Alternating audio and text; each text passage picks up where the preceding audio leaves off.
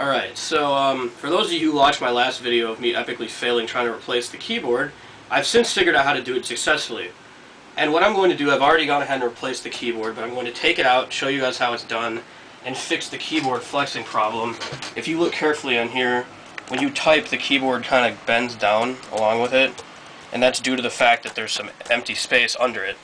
So one suggestion I found on YouTube is to simply put tape under it to hold it. So the first step is to take the battery out, both for safety purposes and because there are latches under here that let the keyboard go. Unlike last time, you don't pry the case apart. There's absolutely no need to do that. All you need to do, get something like a screwdriver and just pry these little black pieces. Just release these latches here, assuming they'll go.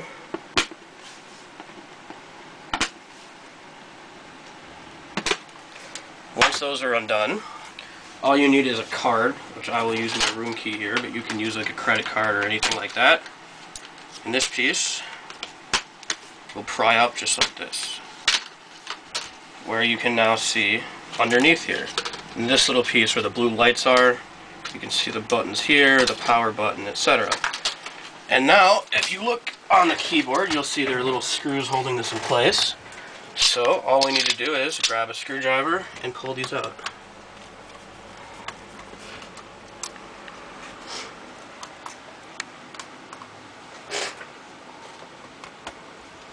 Now, underneath the keyboard, there is a ribbon cable connecting it to the motherboard, which we will carefully remove. And should you want to replace the keyboard, all you would do is put the new one in instead.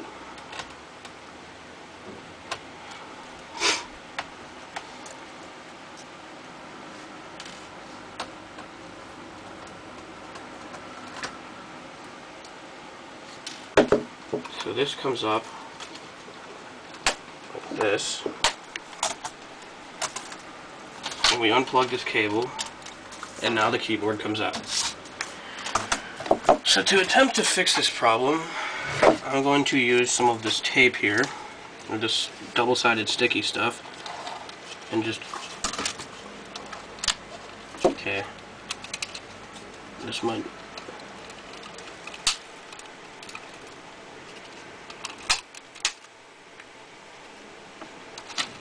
be careful not to cover up the fan.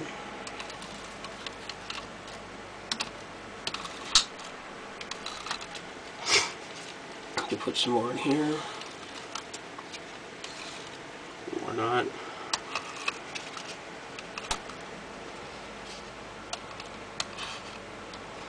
Maybe I'll put some more along the back of the keyboard here too.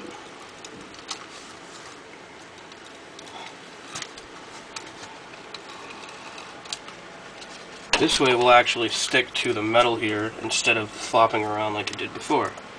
So it snaps back in like this. These little pieces snap in. You can go ahead and press it down.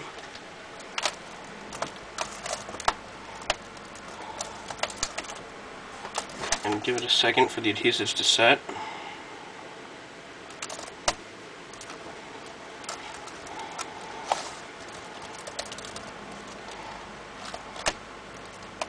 Aside from right here, it looks like it's pretty much good.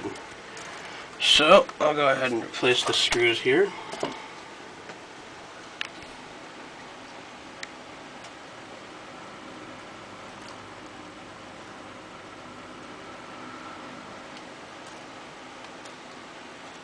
Yes, it would help if I had a smaller screwdriver, but I don't.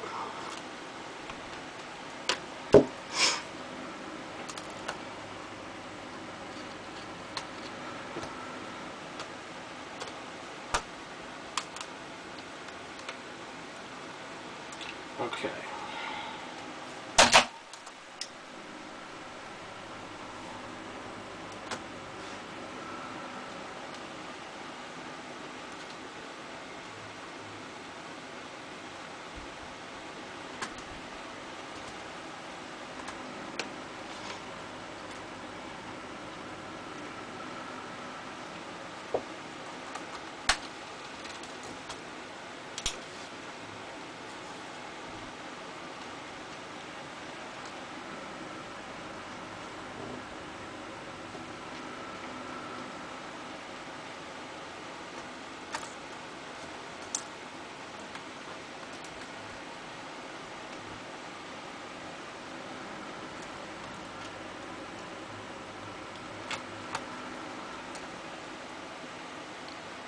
And now that this is screwed back in place, this piece will simply snap back on like this.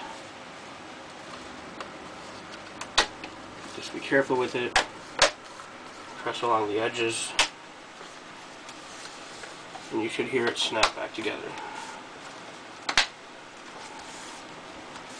If we flip it over, these black pieces are now back intact. So that is a successful replacement of the keyboard.